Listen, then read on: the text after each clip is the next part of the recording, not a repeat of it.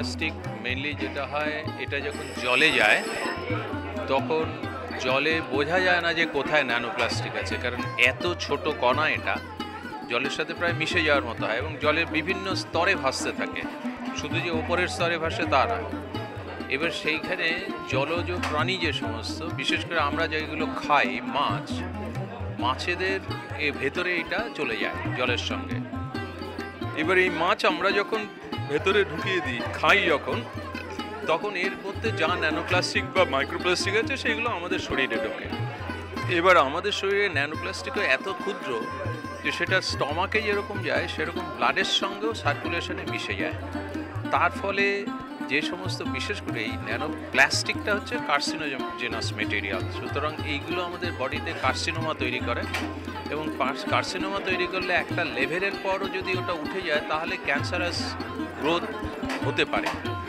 এবং এইগুলো সবসময় যে হবে তা নয়, বাট এটা ডিপেন্ড করে হিউম্যান বডির রিয়াকশনের উপরে।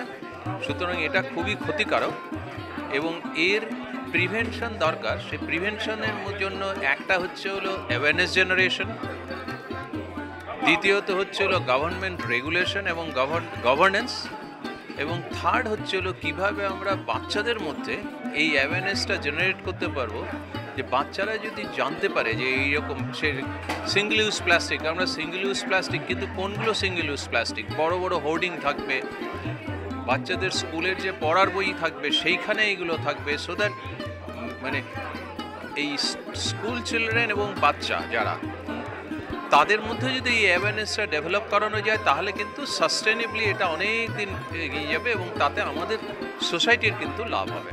যেমন আমরা অনেকে ডিসকাস করি বিপিএ নিয়ে, বিসফেনল এ, এবং আমরা অলরেডি জানি যে এখনকার দিনে infant, because infant as well as fetal as well as mothers are affected.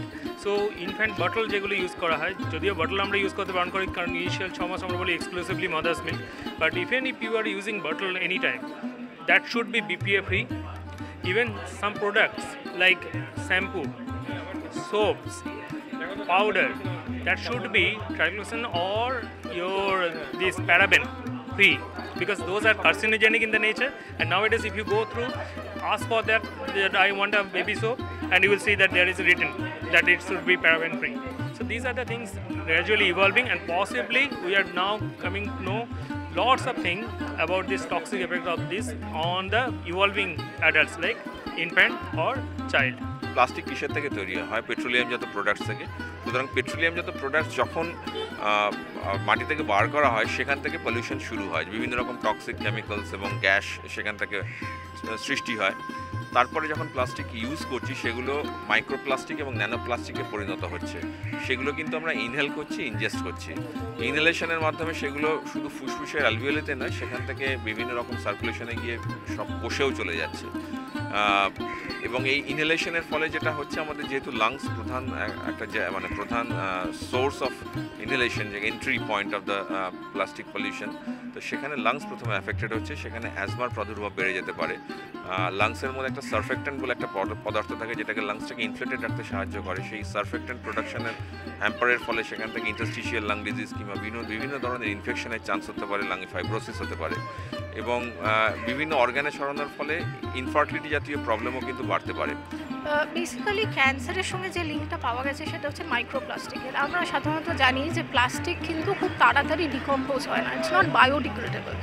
সুতরাং এটা অনেক সেঞ্চুরিজ ধরে আমাদের এনভায়রনমেন্টে থেকে যায়, এবং থেকে যাওয়ার ফলে এরা কি করে যে আস্তে আস্তে মেকানিক্যাল স্ট্রেস, ওয়েদার কন্ডিশনস, এইগুলোর ওপরে এরা কিন্তু ছোট ছোট একটা অণুতে বিভাজিত হতে থাকে, সেটাকে বলে মাইক্রোপ্লাস্টিক।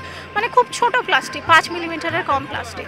এবার এইসব প্লাস্টিকগুলো কিন্তু বিভিন্নভাবে ট্রান্সমিট হতে থাকে, যেমন এয়ারে আমরা যখন প্লাস্টিক বার্ন করছি এটা এয়ারের সঙ্গে মিশে যাচ্ছে। আমরা দেখেছি ওশান পলিউশন, তো ওশান বেডে এইসব মাইক্রোপ্লাস্টিকগুলো তৈরি হওয়ার ফলে যে অ্যাকোয়াটিক অর্গানিজম আছে, ফিশ, তাদের কিন্তু দেহের ভেতরে এটা ঢুকে যাচ্ছে, এবং যেই এরা ফিশ বা অ্যাকোয়াটিক অ্যানিমালসের মধ্যে ঢুকছে অটোমেটিক্যালি তারা ফুড চেনে ঢুকছে, এবং তারপরে যেটা হচ্ছে যে আমরা সেটা কনজিউম করছি। এবং এতটাই ছোট এরা যে আমাদের যেসব টিস্যু বেরিয়ার আছে সেইগুলোকে এরা পেনিট্রেট করতে পারে। এবার যেহেতু আমরা এই ধরনের মাইক্রোপ্লাস্টিক ইনজেস্ট করছি, মানে খাচ্ছি বা ইনহেল করছি, মানে আমাদের শ্বাসের থ্রু দিয়ে ঢুকছে, এটা আমাদের টিস্যুতে ঢুকছে। এবার ক্যান্সার কিছুই নেই, সেটা হচ্ছে অনিয়ন্ত্রিত কোষের বিভাজন। এবার এটা কিভাবে অনিয়ন্ত্রিত কোষের বিভাজন করতে পারে, যে এটা কিছু ধরনের ক্রনিক ইনফ্লামেশন তৈরি করতে পারে, এটা কোনোভাবে রিঅ্যাক্টিভ অক্সিজেন স্পিসিস তৈরি করতে পারে, অক্সিডেটিভ স্ট্রেস তৈরি করতে পারে। আর এই সব কিছুই কিন্তু অনিয়ন্ত্রিত কোষের বিভাজন বা ক্যান্সার করে তুলতে পারে। আজকে যে ন্যাশনাল পলিউশন প্রিভেনশন ডে, তার উদ্দেশ্যে আমরা একটা প্রেস কনফারেন্স করে এক্সপার্টস, আমাদের সঙ্গে ডক্টরস ছিলেন আর এক্সপার্টস ছিলেন, তারা জানালেন কী করে প্লাস্টিক আর স্পেশালি মাইক্রোপ্লাস্টিক, যেটা প্লাস্টিক কি হয়, ডিকম্পোজ হয় না, ছোটো ছোটো ডিসইন্টিগ্রেট হয়ে জলের সঙ্গে মিশে, খাওয়ার সঙ্গে মিশে এবং নিঃশ্বাস নিচ্ছি আমরা, তার সঙ্গে আমাদের শরীরে ঢুকে যাচ্ছে। আর কি করে সবে আমাদের যে অর্গানস আছে তাদেরকে এফেক্ট করছে, কি করে অন্য রোগ বেড়ে যাচ্ছে এই প্লাস্টিক নিয়ে। আর সবথেকে যেটা হাইলাইট করলেন সেটা হচ্ছে কি, বাচ্চা যে দুধ খাচ্ছে, মায়ের দুধ, সেটার মধ্যেও প্লাস্টিকের স্যাম্পেল পাওয়া গেছে, আমাদের রক্তর মধ্যে স্যাম্পেল পাওয়া গেছে প্লাস্টিকের। তো এটা কি মানে কোথায় জায়গাটা চলে যাচ্ছে সেটা নিয়ে হাইলাইট করে। প্লাস্টিক পলিউশন যখন আমরা ভাবি তখন আমরা ভাবি নোংরা দেখতে লাগে, কিন্তু সেটাই না, আমাদের শরীরেও প্লাস্টিকটা ঢুকে যাচ্ছে আর আমাদের স্বাস্থ্যকে অনেক রোগে এটা ক্ষতি করছে। তো সেটাই আজকের উদ্দেশ্য ছিল, যেন এটা হাইলাইট করা হয় আর প্লাস্টিকের কনজাম্পশনটাকে কম করা হয়। ক্যামেরায় চিরঞ্জিতের সঙ্গে অর্ঘ্যজিতের রিপোর্ট, এস নিউজ।